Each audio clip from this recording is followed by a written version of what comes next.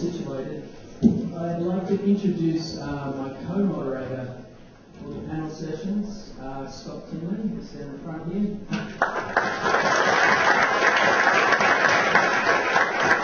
Scott is a faculty member. He's a lecturer at the School of Exercise and Nutritional Sciences. He is a two-time World Ironman triathlon champion. He won 400 Ironman triathlons throughout the course of his career. He launched a successful clothing line. He's written 5 books. He's going to be a legend. So thanks to Scott for joining us today and keeping the rabble on stage in order. Who I will introduce now. Gary Sirota is a founding partner of the Coast Law Group and chair of the group's non-profit practice area. He's held a broad range of surf-related non-profits, too many to mention in this introduction. As well as representing many surf industry corporations, Gary's worked to improve the sanitation at surf breaks in Mexico, Indonesia and Peru. Jeff Wilson. Jeff is the manager of Quiksilver Travel and head of sustainability programs at Quiksilver, including the philanthropic arm of the company at Quiksilver Foundation. John Roseman is the managing director of the Tavarua Resort, a philanthropist, part-time movie star, and semi-regular face on the electronic surf media, surfing massive waves of cloud rate. George LeBarron is logistics manager at Reef. He sits on the committee of Reef's philanthropic arm, Reef Redemption, and has a peaceful background.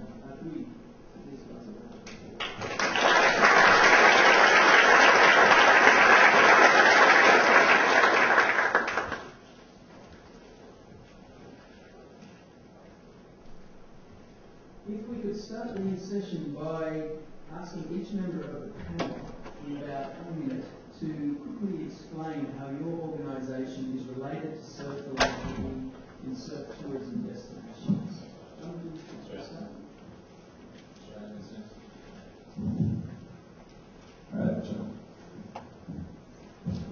All right, Tavarua Resort was established in 1983. It was one of the world's first surfing resorts at that time.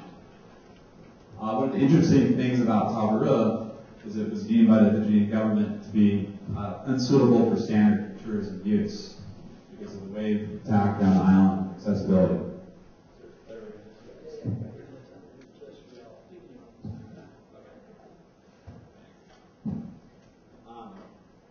One of the main challenges that we had starting Tavarua was melding Fijian culture with Western surf tourism. Fijians have a very communal form of living and existence, and the resources extend beyond the lands of their surrounding reefs. To have a successful surfing resort shared and dependent on these resources, it's crucial to have a strong relationship with the surrounding village community. In essence, Tavarua created a joint venture that involved not just forms of cash compensation, but also tangible projects such as housing, schools, farming, and other community-based programs. In addition, we provided scholarship funds and a wide array of medical assistance. As everyone knows, medical resources in third world countries are very substandard. And the number of people requiring assistance in surrounding villages in third world countries far exceeds what a small business such as ours is able to do. As such, together with some of our long-term clients, we created several nonprofit organizations that cater for the ongoing medical needs of the local Fijian community.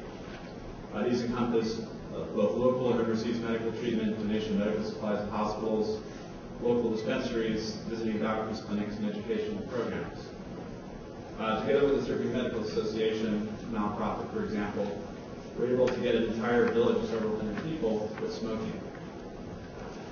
28 years later, and thanks in part to our involvement with these nonprofit organizations, we've been able to raise the standard of living around our small island.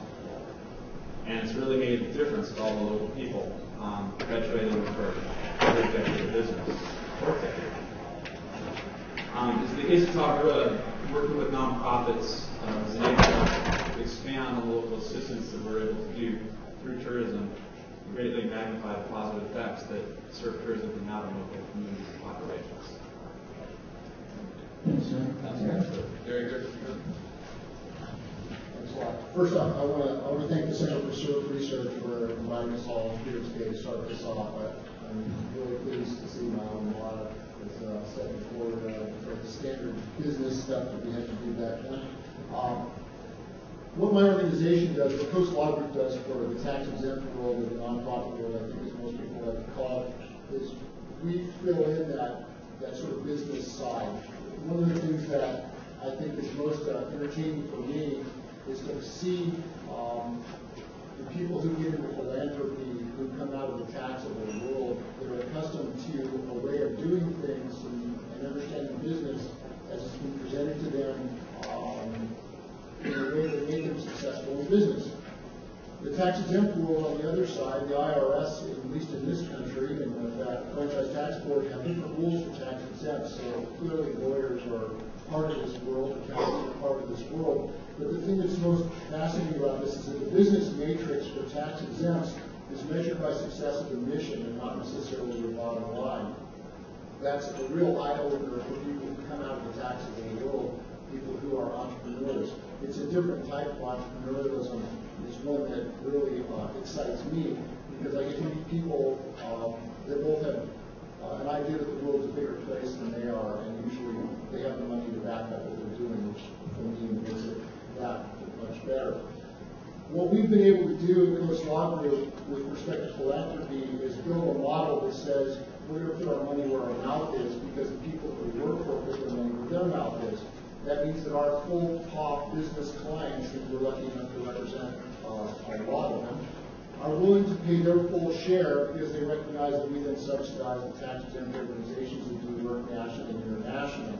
And that gives us a great sense of accomplishment. It also gives our tax-exempts the ability to thrive and survive and get the information that they need so they can play in this realm that the IRS has set up, which is sometimes counterintuitive. And then they can go on and they can succeed under their mission. Again, the matrix is, for them, mission success. The worst term in the world is nonprofit. They're not nonprofit. It's not about not making profit. They should be called public corporations because there's no shareholders. No one gets to inure to the benefit of the dollar that's distributable. So they should be called public ownership corporations. But you can make all the money you want. And in fact, that's what we do. That's what we hope to do. On a personal level, myself, with that one, partnership with Gonzalez, we've been board members and numerous organizations that have done both national and international work. And I could go on and just keep my home, but I won't. It's been very, very satisfying. And I will, again, love this guy, Fernando. I've listened to him speak many times, and every time he speaks, it fills me. And what I would say, if you're thinking about starting a tax exempt, if you're thinking about working with one, if you're involved in one and it is moving, it is a career now. It's not a game. It's business. And you can make a very nice life for yourself doing wonderful things around the planet. You need to listen more than you need to talk. And you need to stay focused on your mission. But you need to be ready to react to mission opportunities.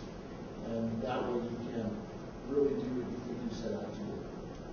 Thanks, man.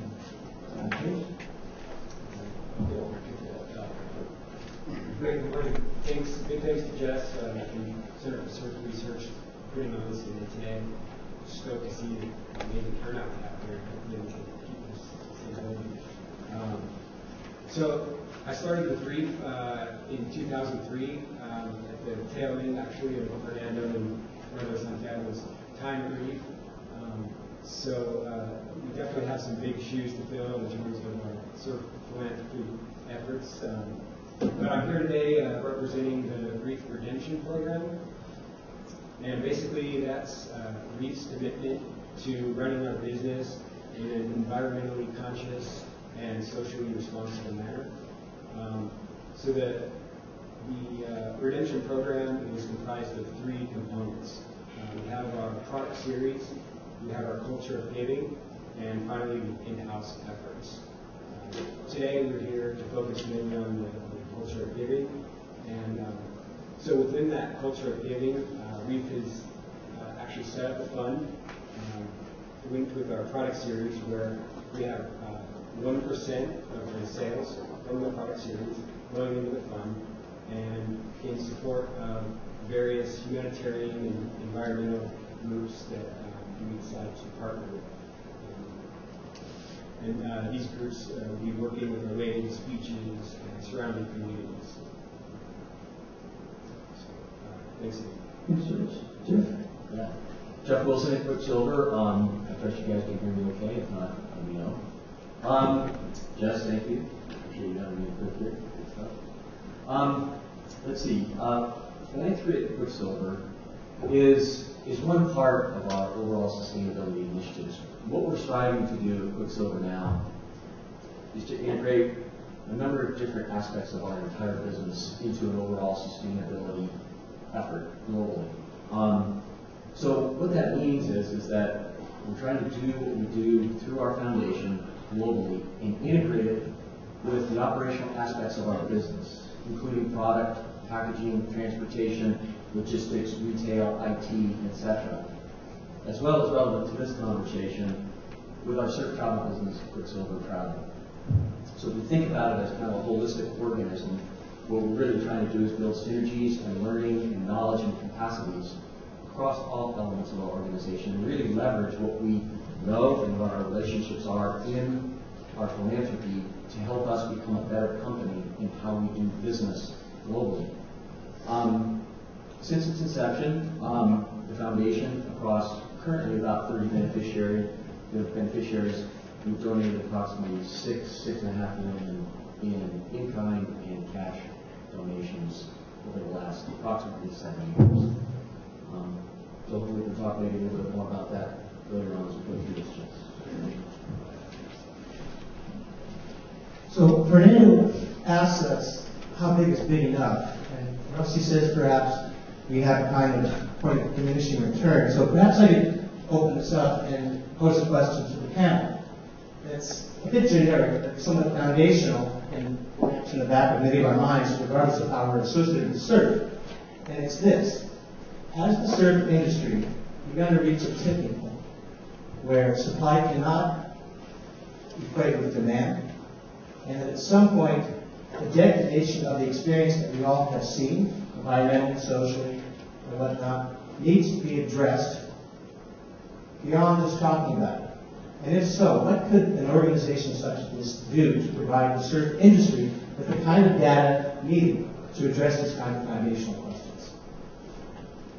Perhaps Jeff, you can start, because you're a point guy who sells the dream, but he helps to supply the dream as well. So, and if your customers aren't satisfied with the dream, then perhaps from a business experience, you have to think about these things both economically and ideologically. Sure. I guess maybe addressing that, the challenges in this space now, I think, are substantial. The more I've gotten into this over the last 4 or 5 years, in balancing philanthropy with environmentalism, particularly in our business operations, as well as with our social impacts in the communities where we manufacture and market and distribute our products. In addition to the things that we do, let's say between, and just inquired about this earlier this week, say concerning our movies like Young Guns and things that we do with our events, say our event that we just did in New York. I mean, there's a complex mix of things going on in the surf industry, of which we're certainly just one part. My aspiration is that, and I think Rusty mentioned it a little bit earlier, I was really taken by it, is I think it's building awareness and education in an increasingly crowded and complicated world of what we're really about and the respect that we have about what sustains us, sustainability. Our ocean, our watersheds, our land, things that create what we have as an industry. And almost hitting a reset button. And I mean this for Quiksilver too, being transparent. We need to hit a reset button. We need to recalibrate. We need to rethink how we go to market, how we build our products, how we approach the communities in which we market and sell and distribute our products. And that's an educational thing. So to me, I guess summing it up is, I think number one is hitting the reset button, understanding the limits to our world, both in particular environmentally, and recalibrating how we go to market, and with a respect about who we are and what our roots are. And that then factors into surf travel, like Quiksilver travel. It factors into our products, Quiksilver, and it factors into who we support and how we support our beneficiaries through our philanthropy. So hopefully that makes sense. Anybody else want to weigh in on that? I was just going to say, Jeff kind of hit on the awareness issue, and I think that's right on. Somebody mentioned earlier, looking at all the organizations in the back, and not even knowing that these organizations existed. So I think that's a big part of it, in events like this, just getting the word out there and raising the awareness. And then the other thing, you asked him the question about has the surf industry really addressed some of these issues with their destinations, and I think we've just only begun to really hit on it. And I think that the industry specifically, it starts from the top, and we don't have the buy-in from leadership teams and various companies, then it doesn't matter how passionate I am, how passionate any of us are, it's got to come from the top down. So. I guess I would quickly say from a different angle, it's great to see all the nonprofits that are in the back, the NGOs. But as a person who forms and advises them, what I would say is they have to stay local in the sense that I'd like to caution people to avoid redundancy. And I see a tremendous amount of redundancy in the tax exempt world because people feel very passionately about what they want to do. And you say, well, there's 5 other organizations that already exist that do this. Maybe you should direct your energy there and not go through the $2,000 to $5,000 expensive trade and no tax exempt and then report it to the IRS. Just go work with someone else. They don't want to do that because they want to control their own shit.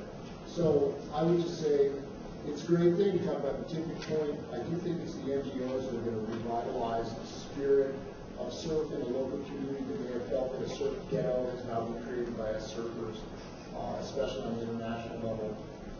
But beware of there being 5 NGOs in a small. Well, I was just going to say,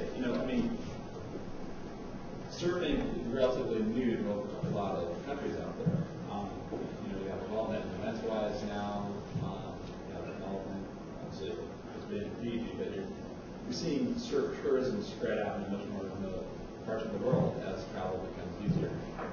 And I guess an important thing, for the Center for Surf Research would be to be there to consult with governments on what surf tourism is, what surfers are like, what kind of impact they can expect with having surf tourism in their country, especially with local communities that have been set in their ways for hundreds of years.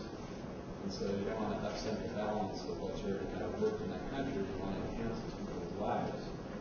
And that's something where bodies such as the Center for Surf Research become very, very important to consult and keep everyone kind of on track. Thanks, Joe. Okay. I wanted to ask, what process is gone through when you select the non-profit partners that you're going to work with? I think that all of you can probably speak to that from your various perspectives. Maybe we can start with the end of Jeff again. What goes through? On what basis do you select these partners? Yeah, it's really 3 things. One, we start off, it is part of our DNA, our roots certificates know. So that's right at the top. So we're trying to align beneficiaries with our DNA. Number 2 is their mission, their objectives aligned with environmental, education, health, or at-risk youth objectives. Those are pretty much the 4 things that we line up with in terms of who we want to give to. Number 3 is, and I know that this is probably an issue, but we prefer to fund NGOs that come to us with specific projects where we can actually see a measurable impact. And there's a lot of reasons for that, but those are pretty much the end. Finally, we have a board of which Fernando is a member. So we vet all those things through the process and run them by the board. And so ultimately our selections are made as to who and how much.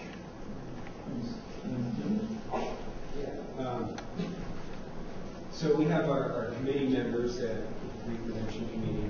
And basically, each member kind of brings their organizations to the table, and we all get together and just duke it out. It's more like we have a set amount of funds, and we always sort of come to a consensus. Again, making sure that the organizations are falling in the category of environmental, humanitarian, disaster relief, as well as dedicated to preserving the waves, the beaches, and the communities. But definitely into consideration, probably more so the smaller grassroots type organizations are, do they have a solid long-term business plan? Or is it going to be one of these things where they're relying solely on our donation, and if that sort of dries up at some point, they're going to shut their doors? So that's definitely something we're looking at. And I think really quick, I don't want to say again what they've said, but the professionalism that's been introduced into the tax-exempt world and the nonprofit world has been paralleled by what's happening at the regulatory agencies. The IRS, for instance, has started to promulgate rules. I don't want to just be the dry IRS guy, but this is part of the business of the tax exempt, is you've got to comply with government regulation. Otherwise, they take away the tax exemption and then you're nowhere. Is that the IRS is measuring your results two ways. Number one, they're making you now in the United States with the filing of your tax return in 990, these huge, massive tax returns that actually call for narrative responses and not just lines and lines and numbers like your personal tax return. They want to make sure that you're tracking your money. They want to make sure that the people that you're giving assistance to and any type of resources somehow measured. And they want to know if you're doing it quarterly, biannually, before the thing starts, after it ends. Who are you doing? I mean, it's really, really intense reporting. And so when you take an organization like Reef has or like Quiksilver has, you say, okay, guys, you have some serious money to put out there. The IRS is saying, yeah, I'm looking over your shoulder. And then you lay another layer on top of that, which is this whole terrorism thing, the level of funds going to a country with a baby terrorists or people who are opposed to U.S. interests. Provide help, you provide a hospital, and quote-unquote terrorists are going to that hospital, you have to start putting their assets frozen across the world. So there is another aspect to this. How do you choose who you're going to work with? You choose professional organizations, like they say, that have a budget, that can measure results, and show you the results you measure. John, what about from a results perspective? What kind of non-profits are appealing to working from your perspective? Well, as I mentioned in the introduction, the medical needs in third world countries are probably the most important items to be addressed. I mean, it's just a black hole of what needs to be done in countries such as Fiji. And so that's where nonprofits are so important, because you have access to these villages and everything, but you have all these things you want to do. You bring in nonprofit funding, and all of a sudden, just increasing amount of assistance can do that 100-fold. And what's really neat in our situation, we're a very small island, 29 acres, we employ maybe 70 people off and on. But we're able to impact through these organizations thousands of people's lives in forms of overseas medical treatment that some of these people would never ever get. In Fiji, for example, diabetes, heart disease is really prevalent. Anyone that's diabetic gets a little infection on the toe, they just go to the hospital and they'll just cut off their leg. Through a lot of nonprofits that we can help start and been involved with, we have the ability to get these things from overseas, get their blood sugar regulated, and save their legs. And that's just one small example of how we're able to do some of the nonprofits. Are there perhaps untapped opportunities for non-profits working in that kind of space to form partnerships with the surf tourism industry as opposed to the broader surf industry, do you think? Absolutely. I mean, I don't know why it should be limited to just the surfing industry, especially where you have hotel chains such as the Sheraton and Hilton doing a lot of business in countries such as Fiji. I like to think what we're doing for the people is kind of an example of what we've done throughout Fiji. We're talking about sustainable surf tourism, but really it's sustainable tourism as a whole. I mean, these large companies like Sheraton have access also to their own nonprofits and everything else. So we're hoping to kind of connect out for them to further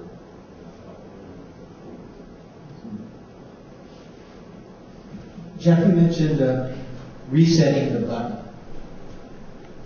with the surf industry. Now,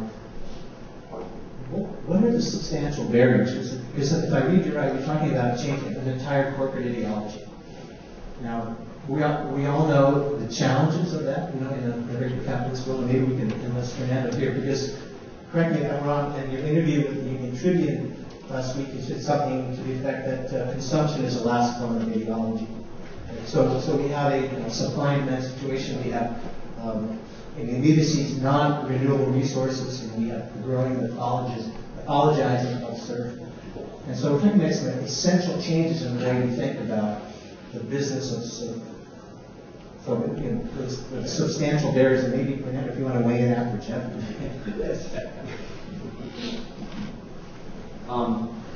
Well, I think what I mean by that is that as we look at the limits to growth and we look at the impacts, and I'll speak specifically about the environment, although it's not so easy to dissociate environment from social impacts, because they're very much linked, and what we do socially impacts environment, vice versa. So that on the environment, as we look at resource constraints and we look at environmental impacts, water, energy, chemicals, and I'll speak specifically for let's just call it the surf apparel industry, although I think it impacts other aspects of the industry as well, but because that's primarily what we do, is we've grown. The industry's grown tremendously. I mean, we collectively we have a pretty substantial environmental impact in our supply chains in particular. So what that means, at least for me and Quiksilver, is it's not business as usual anymore. We have to get smarter. We have to educate ourselves. We have to capture some mind space about how we rethink building product. And to me, that's like the biggest challenge that I face right now at Quiksilver, is within the scope and breadth of our global company across multiple brands, Quiksilver Rocks in DC, and millions of SKUs that we've got. How do we, at all levels of the organization, but particularly in the product groups, merchandising, design, and sourcing, how do we, in production, how do we capture mind space to get people to start thinking more clearly, more knowledgeably, and more innovatively about building product and packaging that product that has less impact on the environment. So, there's a whole bunch of impacts there. Economics is huge, particularly in terms of textile materials and fabrications, and how we source that stuff, and the cost of sustainable materials out there relative to virgin cotton or virgin polyester. So, but what we have to do is we have to start cracking the nut and sort of bringing in some of the facts and some of the options that are there to the key people in the organization that are making these decisions day in and out in particular product and packaging. That's not even starting into the sort of travel stuff, because we could talk a little bit about that impact, but that's a separate, I think, but related conversation as well, because it's all part of the industry. Blanchard said that he made 1 million little decisions that made this difference, not one big decision. What I want to say is, we're not sustainable. Human beings were not sustainable. Yes, and every 10 years, every 5 years, or whatever, there's a new world that comes to the world, and everybody gets, has dinner, lunch, breakfast, and goes to bed with that word, and we're all happy because we found the Holy Grail. The Holy Grail, 1,000 years ago for Christianity was going and killing everybody that was a Christian. Now the Holy Grail for another religion is doing the same with the Christian. It's just like people have Holy Grails and then they do stupid things for Holy Grails. And I think the sustainability, this is Shinar. For some people, say it's the coolest company in the world, the cover of Forbes magazine. And then he comes and says, it's a lunatic. Some people say, busy people say Shinar. And then some people, says, okay, he does it because he can do it. Who else can do it? So, but the reality, and then the cover of a couple issues ago in Transport Surf business, he says, sustainability is bullshit. I mean, we're not sustainable. We need to stay at home. Get the shit. Even if you flush the toilet, you're not sustainable. You know, you're just clogging the sewer. So I think we need to, is, you know, if we are only judged, if we only going to be judged by perfection, we're screwed because we're very imperfect. And I have a conversation with him because after one conference that he did like 6 or 7 years ago, I was like depressed. I mean, not depressed in a bad way, but it was kind of wow. You know, there were like 200 people in Cabo, the surf industry summit. He spoke, and I was sitting next to Richard Walker from Walker, and I stood up and started applauding, and I got tears on my face. I mean, this guy was real as he gets. So I said, screw the next, speaker. I'm going out to talk to him. So I went out and I told him, but it's done. We're gone. I said, Fernando, we're not debating if we're screwing up the world. That's not debating. Let's not debate about that. We're debating about how much we delay the final screw up. So if we have that, you cannot be an optimist because optimists don't do shit. You can be a pessimist because pessimists don't do shit. You see, so no, I'm sorry. Oh, so bad, things never gonna work out. So he told me, and I believe in that now. That's my way. I'm a pessimist, but I do the best that I can. And for my son, when I go to visit with him this morning, I woke him up. He's not flushing the toilet before he goes to bed when he pees. I said, why would I flush? It doesn't bug me, it's nobody else. I'll flush it in the morning when I pee again. So that's one less flushing. So he's more sustainable than somebody that flushes the toilet because they broke the nose, throw the paper, I don't like to see toilet paper in the toilet bowl, and flush the toilet. So that's what I'm saying. So it's the way you do it, everybody. You get pissed off at people, get pissed off, start getting pissed off with yourself. And then it's very easy. On the business world, guys, this industry started as like you were talking, one guy making wax, and that was because the party was a corruption. Sundays we wouldn't sleep. So that's great. But now, if that company becomes a public company, it doesn't matter what he wants. It's over. The reality of the surf industry is not run, in the way it was run, because right now you need to report to owners that are millions of owners around the world, represented by the priest, which is the analyst. And if you say you're down, everybody's down. So the dynamics are very different, but I believe that the leaders are very important. I think you were talking, George, about that. If the guys on top don't believe in it, it doesn't matter what the soldiers do. They'll be commanded to go and die for a war, for an unjust war. You've seen that. I'm going to swing the topic back around to tourism and the research that I've been carrying out for a while suggests that the way that surfing products are branded and marketed creates the idea of an idealized surfer's nirvana. This has started to get some kind of cachet in the surf media. Nirvanification has been talked about in the surf media, where destinations have been socially constructed as the perfect idealized surfing space. But in actual fact, those places are kind of full, and surfers will travel around with this idea of the idyllic space, and in that way fail to interact with local people and fail to find those connections with economy and culture that can really affect positive change.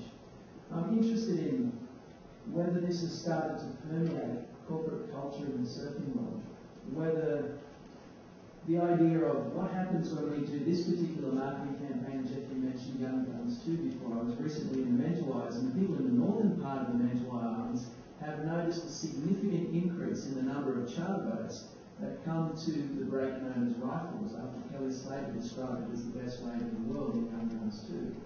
That's having a direct impact on the state of the reef there, with a lot more anchors being dropped from it. Now, I know that's a difficult link between sitting in Gordon and Quiksilver and thinking, I think we'll do a trip to the Mentawai. But I'm wondering if at some level that has started to permeate into discussions about marketing and the imagery that's being used. So,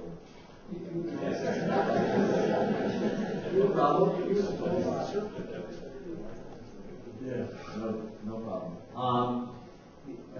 That's a complex question, and from a marketing standpoint at Quiksilver globally. We obviously do a lot of things, from movies like Young Guns to other types of events and major types of WTC, WQS events as well.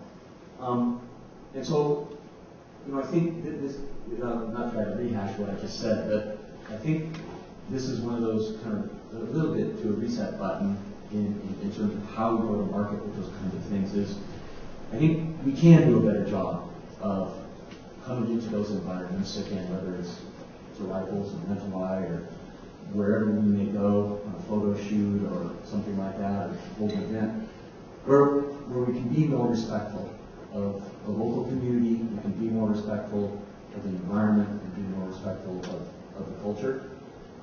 And I think that's one thing that our foundation can do. I'll just give you an example of just recently in New York with the Long Beach New York Pro. Our foundation had a really solid footprint in the whole New York area, all 5 boroughs, and working with a number of different local as well as New York-wide NGOs in trying to fundamentally leave New York at least as good, if not better, in particular Long Beach than we found it. So, do we execute that always? Probably not. Is that a good guiding principle in terms of how we think about going to market with these events, etc.? I would like, my personal opinion is, yes, I would like to think that we do that. And we leave, at least we do no harm, and ideally we leave a better place in some way, shape, or form. George, do you have a sense for how this is working at Reef? Again, with putting out this imagery of marketplace and how that relates to the destinations that get extra visitors as a result? Sure. Yeah, I think we all sort of fall into that branding, trying to create these pure estimates, seeing like team riders on these surf trips and that kind of thing. But we actually had the opportunity this past summer to send a few of our riders down to Tavarua and working with one of our partners, Project Movies here today. And so I think by doing that, people are used to seeing these surf films, surf movies, and it's all about the surfing, right? Nothing, sometimes they'll touch on the community in the middle of it, but not truly interacting. And so we were able to do this, and we actually have a movie, a short film we're going to show at lunchtime about that trip. And it shows the riders actually interacting with the community. They stay there for 3 or 4 days and work with much of the community and the community. So I think that's the kind of thing that we need to do, not just the standard surf movie, surf trip, kind of these athletes that are sort of surf role models for the younger generation to see, hey, that's pretty cool. That's something that other people can get involved in. We're all fortunate that we have kind of the true master in the room speaking from the NGO side. Dr. Dave Jenkins is going to speak later today. He's the executive director of Surfing International and the founder. When that organization hit the roadmap or went on the map in the United States in 2003, thanks to a lot of people's help, we had a discussion about how were they going to obtain assistance from the surf community without shaming the surf community like some other NGOs have done in the past, and at the same time not get branded as a one-trick pony. In other words, if Quick stepped up, which they did, how are we going to get Billabong to step up, and how are we going to get Reef to step up without them thinking, oh, that's a Quiksilver program? Because it goes at that point in the generation of the surf industry, as it was maturing just like any other business, and it actually had disposable income and wanted to be philanthropic, because that didn't really exist in 2003 so much. How are we going to do that? And Dave was very masterful in figuring out how to create opportunities for surf companies to work together on projects, or to at least work with one NGO on various projects. And so I would throw that out to the NGOs, which is if you want assistance from philanthropic corporations or corporations that have a philanthropic arm, you need to avoid a pitfall, which is especially in the surf industry, If you're branded as the welcome guy, then that sort of says what your culture is. But if you're a Honolulu guy, that's your culture. So you have to be aware of that type of stuff. And I think that works across all spectrums of industry. So hopefully Dave will have an opportunity to talk about it. John, you kind of surfing Candyman in this context. The dream gets created, and you provide the dream. And I'm wondering in delivering the dream to people, Tavarua has been particularly great at working with the local community and ensuring sustainability in that level. I'm wondering if you, as a final note to this panel, have any advice for students who might be thinking about starting their own sort of tourism businesses in most developed countries as to what the key factors are for having a successful relationship with local communities. Well, to start with, you're ready for a really long-term commitment. The idea of coming in sort of perfect way and everything we're talking about, the question of monetization, pulling up with a boat, for example, and scoring a great spot, and you're going to another spot. That's one aspect of it. But long-term, setting up a surf resort in a prime location, you have to have an extremely good, positive relationship with the local community. Be dependent upon you for many years to come. I mean, in my eyes, the worst thing that can happen is fly-by-night operation that goes in there, sets up, stays in business for a year or two, the spot gets crowded, they leave, they end up taking all their money with them. There's nothing sustainable left in the communities, schools and things like that. Tavarua has emphasized, total community involvement, community development. As I mentioned earlier, with all the different projects we do. Been around for 3 decades now and selling the dream. Part of that dream isn't just perfect ways for our clients, but it's introduction to the Fijian culture.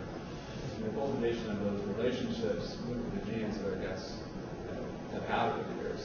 I mean, our average guest has been in Tavarua for 15, 20 years plus at this point. And along with that, with our guests involved with the local community, we've been able to set up these nonprofits and involve many of the key industry players. And that's led to all sorts of great things, projects, medical, nonprofits, everything else. Overall leaves a really great taste in the Fijian's eyes, or other government's eyes, of what circuits are, what they can contribute, what the positive long-term effects are. So I think that's the most important thing. It's just basically with other governments realize how great surf tourism is and what great long-term effects it can have on the people. That's a great answer. Yeah. Sorry. Just one comment. I think there is a third option. I'm gonna be gone very soon because I need to prepare my house. Fence the house, whatever. There is another option, which is, you got you call it publicly owned, what do you call it? That's called Publicly owned corporation, whatever. That's those, and then the business, the for-profit business. And it's the Tom Shoes, which is, it's a business. A part of the business is improving the world. So, you can still be a capitalist, but now the DNA of the business includes an arm, which is for-profit, but for good. called B Corporation. Yeah. And the government's documents include the social responsibility revenue. But I mean, basically, you can do whatever you want with your profits. You can give it to somebody else that does something, or you can go and do it yourself. The government is going to stop you from taking shoes away. That's the way that's to make fun. So, an interesting example, and I think some of the non-profit sector might take issue with the efficacy of giving people shoes as a way to improve society as a whole. But I take your point, social justice. you got to remember this.